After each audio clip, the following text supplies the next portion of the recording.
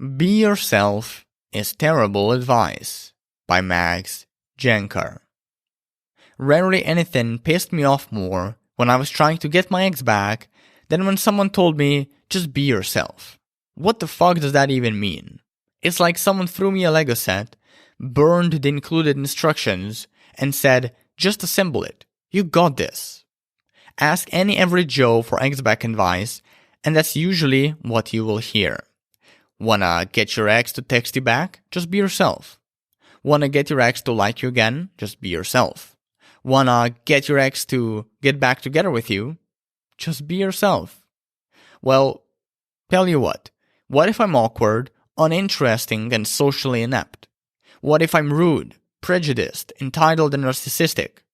What if I'm an emotional wreck with no boundaries or sense of self, and for who the only source of happiness and meaning is my ex? Problem solved? I don't think so. Years ago, I wanted to kill myself because my ex didn't like me back. I was insecure and emotionally broken. I had no life, goals, or ambition. Hell, I didn't even think about my future.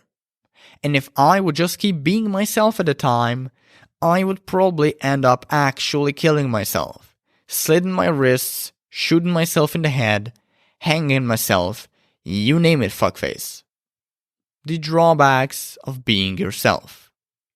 Being yourself not only prevents you from having the kind of love life you want, but it also demotivates you to reach beyond your comfort zone and evolve into a better, more attractive person.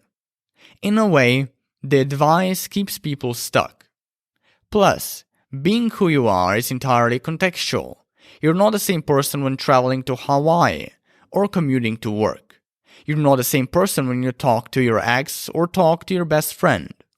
You're not the same person when you're inundated with fear of loss or when you feel no fear whatsoever. For these reasons, I would argue that being yourself doesn't really mean anything, even if it feels like it sometimes. It's one of those empty phrases like, I need to find out who I am, or rediscover yourself. Hell, being yourself isn't even possible. It's an unreachable destination, always moving away when you try to grab it.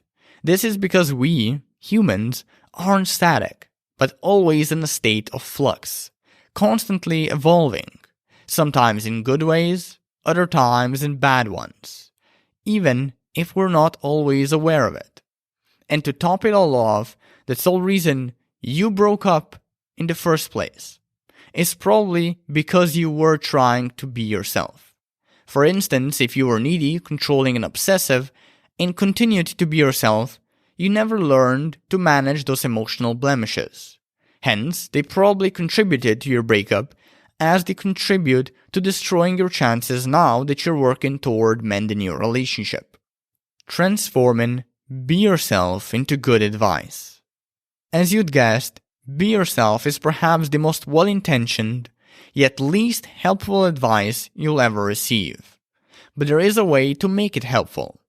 Whenever someone tells you be yourself, do a mental translation of the phrase into be more resilient, relaxed, and confident, or simply be better.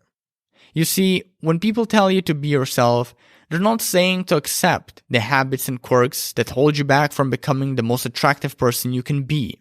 If you're a sucker for validation, you're needy, emotionally erratic, and codependent, that's not you. If you have a negative disposition and a bitter outlook upon the world, that's not you. If you're overweight, unattractive, or simply feel like an unworthy sack of shit, that's not you. When someone tells you to be yourself, they're not telling you to act as though these things are true. What they're actually telling you is to develop a strong identity and assert the everlasting fuck out of it. Decide specifically who you are going to be, independent of your ex. Embody the identity and lead your life based on it. Find happiness and approval within. Don't make your ex responsible for it. How to be the person you want to be. A beautiful exercise to put this theory into practice is to imagine what your ideal version would be. The behavior, looks, vibe, goals, etc. Write it down somewhere and marshal yourself into it. So what does your ideal version of yourself look like? They're probably in shape and have a good sense of style. They probably have a life and don't make their happiness revolve around the next. They're probably relaxed and confident. They are probably ambitious. They probably take good care of themselves, mentally, emotionally, and physically. They're probably comfortable with sharing what they think and feel. They probably have character, a set of mental and moral qualities distinctive to them that they don't feel afraid of defending or vindicating. They probably live in the moment and are unworried whether or not their ex texted them back. Hell, they probably don't even want their ex back since they know they can do so much fucking better. They know that their ex is not special. These are all universally attractive traits and behaviors you exhibit when you're comfortable and confident with yourself. But this is only half of what it means to be the person you want to be. The other half is your half. It's a half where you and I will differ markedly, and it's going to gain you a lot of love and lose you a lot of it.